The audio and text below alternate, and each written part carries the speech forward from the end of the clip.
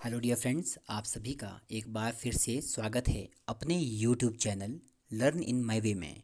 आज मैं आपके लिए लाया हूँ मॉडर्न इंडियन हिस्ट्री का टाइमलाइन, और इसे मैं बहुत ही सहज तरीके से आपके लिए बनाया हूँ ताकि आप आधुनिक भारत के इतिहास की सभी घटनाओं को क्रमबद्ध कर सकें। मीन्स इन्हें एक प्रॉपर सीक्वेंस में जोड़ सकें। अब हम शुरू करते हैं बिना किसी देरी के। सबसे पहले हम जानेंगे पॉइंट नंबर 1 में यूरोपियों का भारत आगमन से संबंधित। इसमें सबसे पहले पुर्तगाली यूरोप से आए थे, जिसका नाम था वास्को दी गामा। ये सन 1498 ईस्वी में भारत आया था और यह केरल के कालीकट नामक नगर में समुद्री मार्ग से पहुंचा था। और यह भारत में सबसे पहले आने वाले यूरोपीय थे और ये भारत में 1961 ईस्वी तक रहे। हालांकि तब उनके पास सिर्फ गोवा, दमन और द्वीप ही रह गए थे। मीन्स पुर्तगाली जो थे उन्होंने भारत आगमन से भारत में तंबाकू की खेती, जहाज़ निर्माण व प्रिंटिंग प्रेस की शुरुआत की थी। दूसरे नंबर पर जो यूरोपीय भारत में आए वो थे डच, और इन्होंने 1602 ईस्वी में United East India Company of the Netherland की स्थापना की और वो अस्तित्व में आई। अब हम जानेंगे तीसरे नंबर पर। आप देख सकते हैं पॉइंट नंबर 1 में ही तीसरे नंबर पर है अंग्रेज़। जो ईस्ट इंडिया कंपनी है वो 1600 ईस्वी में भारत आई, और उसका जो मुख्य उद्देश्य था वो सिर्फ व्यापार करना था। एक चार्टर के द्वारा वो आए थे। वहाँ की महारानी ने उन्हें भारत में व्यापार करने की इजाज़त दी। चौथे नंबर पर भारत में आने वाले थे डैन, और डेनमार्क की ईस्ट इंडिया कंपनी की स्थापना 1616 ईस्वी में की गई। 1845 ईस्वी में डैनों ने जो अपनी कंपनी है वो पूर्ण रूप से अंग्रेज़ों को ही बेच दी थी। और पाँचवें नंबर पर आए फ्रांसीसी, मीन्स फ्रेंच पीपल। इन्होंने 1664 में जो फ्रेंच ईस्ट इंडिया कंपनी है उसकी स्थापना की। और फ्लो चार्ट में पूर्ण रूप से कवर करना काफ़ी मुश्किल था, इसलिए हम दूसरे नंबर पे कवर करने जा रहे हैं बंगाल के गवर्नर जनरल। जो गवर्नर जनरल है बंगाल के, इनसे पहले भी गवर्नर हुआ करते थे बंगाल के, जिसमें नाम आता है रॉबर्ट क्लाइव का। रॉबर्ट क्लाइव वही है जिन्होंने जो प्लासी का युद्ध हुआ था 1757 में, उसमें अंग्रेज़ों को जीत दिलाई थी। उसके बाद उन्हें बंगाल का गवर्नर बनाया गया था। 1772 से लेकर शुरुआत हुई फिर बंगाल के गवर्नर जनरल की, और जो वारन हेस्टिंग है इन्हें बंगाल के पहले गवर्नर जनरल बनाया गया। उसके बाद दूसरे नंबर पे थे लॉर्ड कॉर्नवालिस, थर्ड नंबर पर सर जॉन शोर, और चौथे नंबर पर लॉर्ड वेलेजली। उसके बाद बने जॉर्ज बोर्लो। उसके बाद बने लॉर्ड मिंटो प्रथम, लॉर्ड हेस्टिंग और लॉर्ड एमहर्स्ट। बंगाल के गवर्नर जनरल के बाद इस पद को परिवर्तित किया जाता है भारत के गवर्नर जनरल में, और इसमें जो लॉर्ड विलियम बेंटिक है ये भारत के पहले गवर्नर जनरल बनते हैं। ये बनते हैं 1828 ईस्वी से लेकर 1835 ईस्वी तक। इन्होंने जो सती प्रथा है उसका अंत करने में एक अहम योगदान दिया। वो जो बाल हत्या हैं उस पर भी पूर्ण रूप से प्रतिबंध लगाया। भारत के दूसरे जो गवर्नर जनरल बनते हैं वो बनते हैं हमारे लॉर्ड चार्ल्स मेटकाफ। ये केवल 1 वर्ष के लिए बनते हैं, 1835 से लेकर 1836 तक, और इन्हें कहा जाता है भारतीय प्रेस का मुक्तिदाता भी इन्हें कहा जाता है। उसके बाद आते हैं हमारे ऑकलैंड प्रथम। इनके कार्यकाल में जो प्रथम ब्रिटिश अफ़गान युद्ध हुआ था 1838 से लेकर 1842 में, इसमें अंग्रेज़ों को पराजय का सामना करना पड़ा था और इन्हें बहुत ज़्यादा नुकसान उठाना पड़ा था। इसके बाद अब हम जानेंगे भारत के सबसे महत्वपूर्ण जो गवर्नर जनरल रहे हैं उनका नाम है लॉर्ड डलहौजी। लॉर्ड डलहौजी ने 1848 ईस्वी से लेकर 1856 ईस्वी तक अपना कार्यकाल संभाला। इस बीच इन्होंने काफ़ी सारे कार्य किए, जिसमें से कि एक है इनका डॉक्ट्रिन ऑफ लैप्स, जिसमें हम कहते हैं हड़प की नीति। भारत में रेलवे का जनक भी लॉर्ड डलहौजी को माना जाता है। इसके अतिरिक्त जो डाक विभाग है उसमें भी सुधार इन्होंने ही किया था 1854 ईस्वी में। इसके अतिरिक्त इन्होंने एक काम और किया है, शिक्षा संबंधी सुधारों में डलहौजी ने 1854 में वुड डिस्पैच को लागू किया। प्राथमिक शिक्षा से लेकर विश्वविद्यालय स्तर तक एक ही शिक्षा के लिए एक व्यापक योजना बनाई गई। अब हम डिस्कस करेंगे फ्लोचार्ट के अकॉर्डिंग भूमि सुधार। ये है हमारा तीसरा भाग। इसमें हम बात करेंगे स्थायी बंदोबस्त की, और उसके बाद हम करेंगे रैतवाड़ी, और उसके बाद है इसमें महलवाड़ी व्यवस्था। हम जानेंगे थोड़ा विस्तार से। जो स्थायी बंदोबस्त है ये 1793 ईस्वी में जो लॉर्ड कॉर्नवालिस है उन्होंने इसको लागू किया था बंगाल, बिहार और उड़ीसा में। स्थायी बंदोबस्त में जो ज़िम्मेदार है उन्हें अपने कुल उत्पाद का जो 10/11 भाग है वो तो कंपनी को देना पड़ता था। जो शेष बचता था 1/11 भाग वो ज़िम्मेदार को होता था। इस कारण किसान अब ज़िम्मेदारों पर आश्रित हो गए। दूसरे नंबर पर आता है रैतवाड़ी।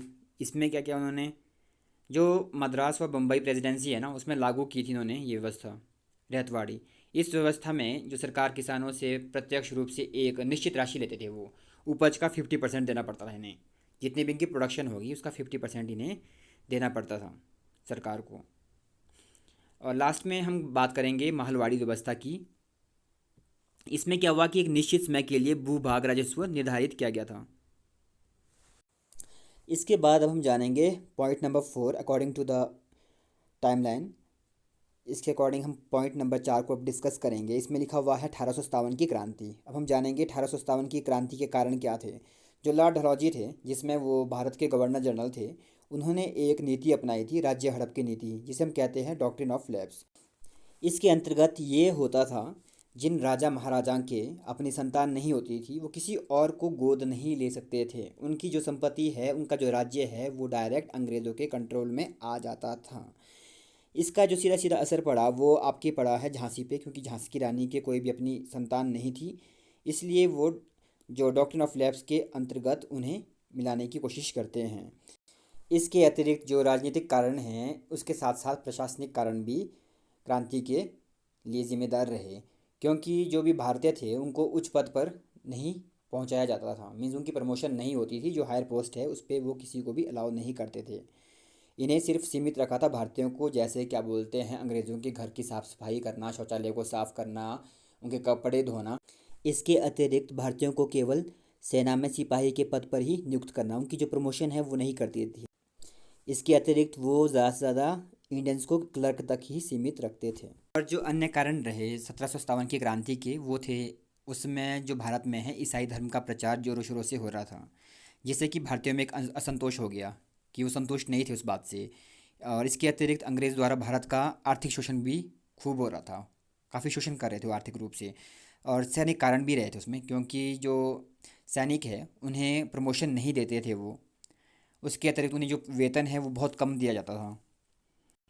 भारतीय सैनिकों को जो कारतूस अंग्रेज़ों द्वारा दी गई थी उसमें चर्बी लगी थी गाय व सुअर की, जिसे सैनिकों ने चलाने से मना कर दिया, क्योंकि उसे मुंह से खोलना पड़ता था। यदि हम बात करें 1857 की असफलता के कारण का, उसका जो मुख्य कारण था वो यही था कि जो संपूर्ण भारत है वो संगठित नहीं हो पाया था। उसमें एक एकता की कमी रह गई थी।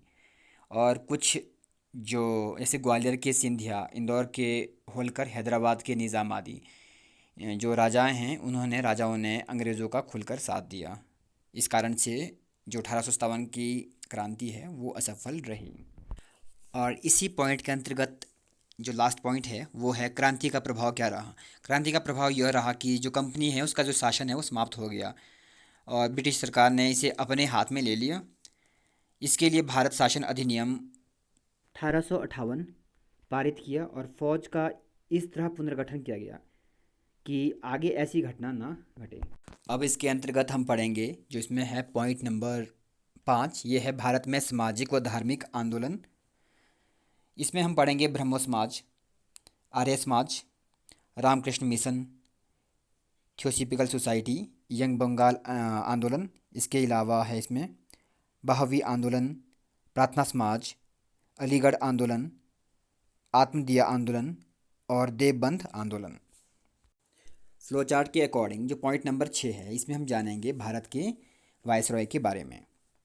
भारत के जो प्रथम वायसरॉय हैं वो है लॉर्ड कैनिंग, और दूसरे नंबर पर है Lord Elgin, Sir John Lawrence, Lord Mayo, Lord Northbrook, उसके बाद है Lord Lytton, Lord Ripon, Lord Dufferin, Lord Lansdowne, उसके बाद है लॉर्ड एल्गिन द्वितीय, लॉर्ड कर्जन, लॉर्ड मिंटो द्वितीय, लॉर्ड हार्डिंग द्वितीय।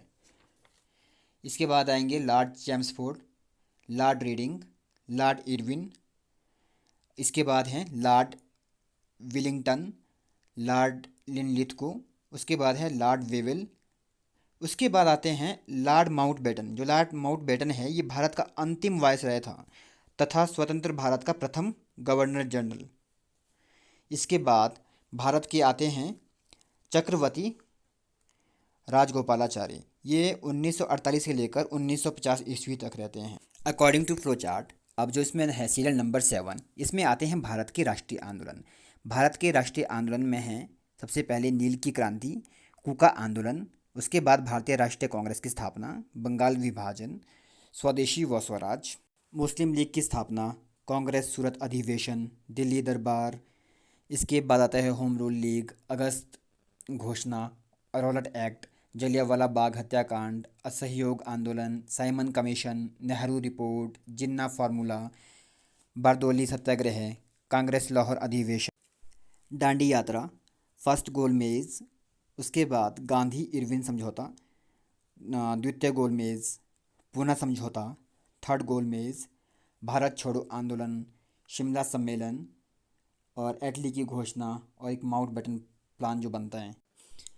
जो माउंटबेटन योजना है ये 1947 में ला जाती है और इसके आधार पर ही दो देशों का निर्माण होता है, एक है भारत और दूसरा बनता है पाकिस्तान।